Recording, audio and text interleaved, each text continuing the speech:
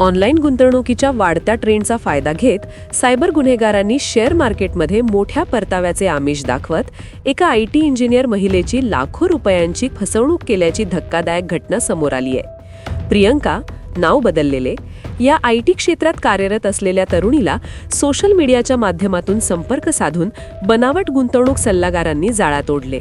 या प्रकरणामुळे ऑनलाईन गुंतवणूक करताना दक्षता बाळगण्याची गरज पुन्हा एकदा अधोरेखित झाली आहे. मिळालेल्या माहितीनुसार प्रियंका यांना एका अनोळखी व्यक्तीकडून मेसेज आला. संबंधित व्यक्तीने स्वतःला शेअर मार्केट विश्लेषक असल्याचे सांगत खास इन्साइट टिप्स आणि खात्रीशीर नफा देणाऱ्या गुंतवणूक योजनांची माहिती दिली.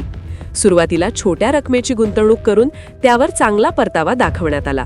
बनावट ॲप आणि संकेतस्थळाच्या माध्यमातून खात्यात वाढत चाललेली रक्कम दाखवून त्यांचा विश्वास संपादन करण्यात आला. काही दिवसांतच अधिक नफा मिळवण्याच्या आमिषाने प्रियंका यांनी टप्प्याटप्प्याने मोठी रक्कम गुंतवली. गुंतवणुकीनंतर पैसे काढण्याचा प्रयत्न करताच विविध कारणे देत व्यवहार प्रलंबित ठेवण्यात आले. अतिरिक्त कर, प्रोसेसिंग फी आणि इतर शुल्कांच्या नावाखाली आणखी पैसे भरण्यास भाग पाडण्यात आले. अखेरीस संशय आल्याने त्यांनी संबंधितांशी संपर्क साधण्याचा प्रयत्न केला असता सर्व संपर्क तोडण्यात आल्याचे लक्षात आले. त्यानंतर त्यांनी सायबर पोलिसांकडे धाव घेत तक्रार दाखल केली. सायबर पोलिसांच्या प्राथमिक तपासात संबंधित ॲप आणि संकेतस्थळ बनावट असल्याचे स्पष्ट झाले आहे. गुन्हेगार परदेशी सर्व्हरचा वापर करून अशा प्रकारची फसवणूक करत असल्याची शक्यता वर्तवली जात आहे.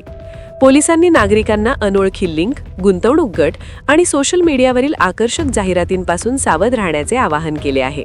विशेषतः शेअर मार्केट किंवा क्रिप्टोकरन्सीमध्ये कमी कालावधीत जास्त परतावा मिळण्याचे आश्वासन देणाऱ्या योजनांकडे संशयाने पाहणे आवश्यक आहे. कोणतीही गुंतवणूक करण्यापूर्वी संबंधित कंपनी किंवा सल्लागारांची अधिकृत नोंदणी तपासणे, सेबीसारख्या नियामक संस्थांची मान्यता पाहणे आणि अधिकृत ॲपचाच वापर करणे गरजेचे आहे.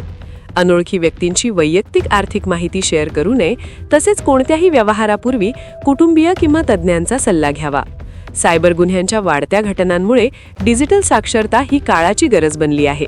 थोडीशी बेपर्वाही ही मोठ्या आर्थिक नुकसानीस कारणीभूत ठरू शकते. त्यामुळे नागरिकांनी सतर्क राहून संशयास्पद व्यवहारांची त्वरित सायबर हेल्पलाईनवर तक्रार करावी, असे आवाहन करण्यात येत आहे.